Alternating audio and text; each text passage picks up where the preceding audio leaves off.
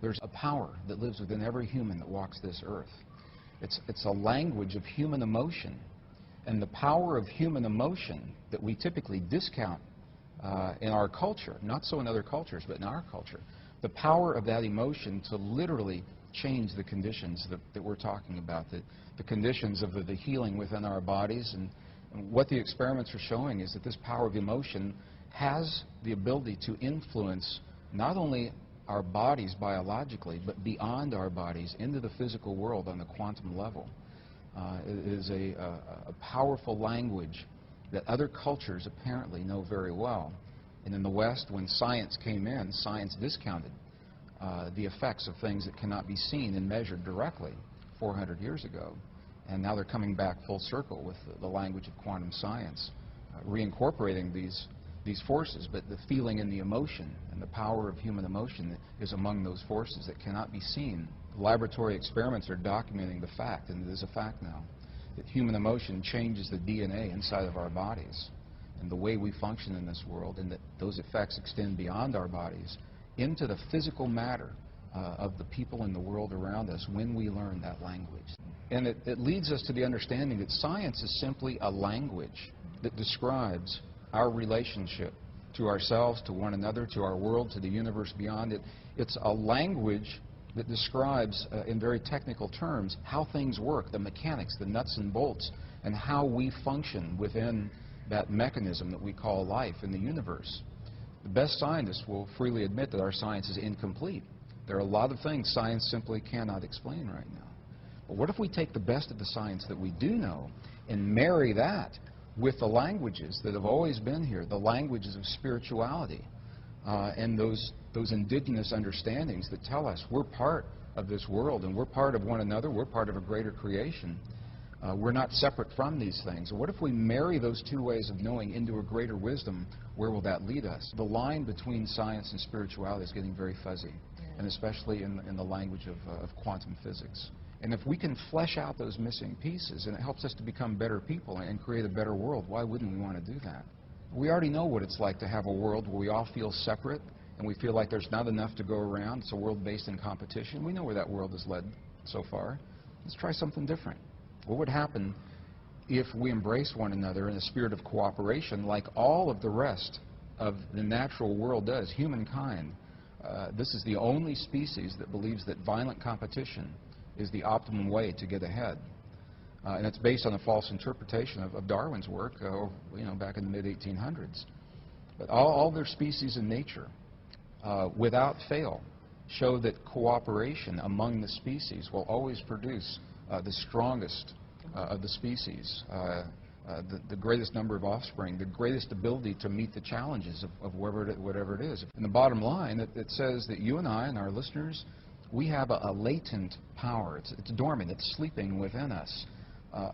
The ability to create a feeling and the quality of an emotion inside of our bodies that literally heals the stuff our bodies are made of. In the human body, 50 trillion cells, and every cell is a capacitor, it's a resistor, it's a transistor.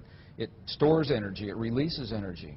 Every cell in our body has about 1.17 volts of electrical potential. So you stop and think that 50 trillion cells, and do the math, 50 trillion times 1.17 volts, and all of a sudden you realize that we have the potential of being very, very powerful beings. And the question is, how do we focus that? The Western scientists now acknowledge the fact, and it is a fact, that we are bathed in a field of intelligent energy. It's everywhere all the time. It's not out there. It's inside of me. It's inside of you. We connect with it. The language of human emotion and thought and feeling and belief, those kinds of words describe the language that allows us to communicate with this field. And when we can access this field, this is where the miraculous healings in the human body come from. It tremendously enhances immune systems.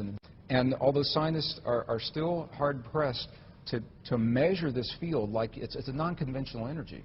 So we don't have the kind of equipment that you would expect to typically measure a field like this. But we know how it works, and we know the effects are there.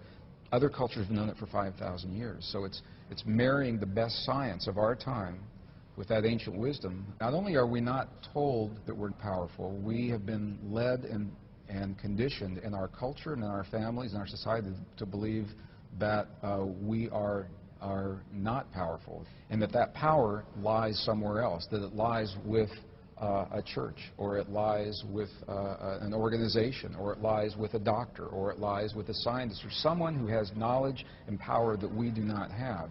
And so when we find ourselves faced with situations in our lives that push us to the very edge of who we believe we are, we believe that we have to go to someone else. So it's about personal responsibility, personal power, and recognizing that we are part of rather than separate from our world. And it's not about controlling or manipulating or imposing our will. It's about us participating and cooperating as a living organism that we call humankind to shape the destiny of our future. And that's why I'm so excited, because every person is a key element. The key, Robin, is unresolved frustration, unresolved anger. That's where we get in trouble with our bodies. We all feel those are. We all feel them because they're signals telling us about our environment, what's happening in the world. We want to feel those. The key is when we do feel them to recognize what they're saying and what to do about them, what they mean to us personally, and to resolve and reconcile whatever it is that is being brought to our attention in that moment. And the language of our heart speaks to the stuff our world is made of, to our bodies and to the physical reality of this world. The world will mirror back what it is that we're feeling in our hearts. When we're feeling anger, hate, jealousy, rage, you're going to see it in your relationships, you're going to see it in your health, you're going to see it in your body. Intuitively, we know that. And the flip side works as well. The key is to hone that feeling of peace or of healing, to feel the things as if they've already happened, to feel the peace in our world as if it's already happened, or the healing in our loved ones as if that healing has already happened. And in that way, we are giving this field something to work with, so it can mirror that back in the quantum world. And there are all kinds of self-help. Everyone learns differently, so what works for my anger and your anger or someone else's may not be the same thing. But the key is to honor the language of human emotion in our hearts. Forgiveness is vital. It's necessary for us to move forward in our lives. We'll all have experiences where we feel betrayed or hurt, where we feel that something has been taken from us by those who had power over us, either physically, emotionally, materially, something like that. We'll all have those experiences. The key to transcending those is to get past them, and you can't get past them by sweeping them under the carpet. Compassion is the word that the Buddhist traditions, we go in those monasteries in Tibet, they look at what's happened to their lives and what they've lost, and you're hard-pressed to find an angry Buddhist in the monasteries in Tibet. And in the pre-Judeo-Christian traditions, there was a sect called the Essenes, E-S-S-E-N-E-S. They wrote entire texts about how we get through those times in our lives, and they said what we do is we bless the things that hurt us. When we bless the things that hurt us, we're actually acknowledging, bringing that forward, just saying, yes, it happened, and then that allows them to work through that energy and to transcend the energy. When you bless something long enough, it's just something that everyone has to experience on their own. It actually changes chemically what happens in our bodies. And when we understand that the world around us, and this is the language of quantum physics, when the world around us, we understand it's nothing more and nothing less than a mirror of what we have become from within. Our anger, our hate, our rage, our jealousy, as individuals, is mirrored around us and collectively. Our love, our compassion, our forgiveness, our understanding. So I think this is the generation that gets to learn that new way of being and embrace.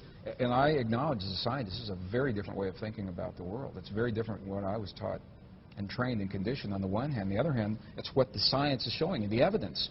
We can talk about the experiments, and the evidence is out there showing that the emotions that we hold in here become the physical reality in the world around. They literally turn the atoms off and on of the stuff that our world and our bodies are made of. And that is a huge statement to make, and it's a very, very empowering way to look at the world. When we choose peace and healing and love and compassion and forgiveness and understanding and tolerance in our hearts, we know that changes the chemistry in our bodies and we're healthier. That's a fact.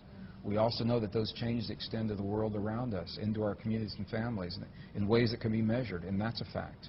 And with those two facts, I think that we can move on in this 21st century and not let the frightening conditions of the world disempower us. We can look at that world square in the eye and say, yes, these things have happened, but there's a power within us, and maybe we'll outgrow the need for war.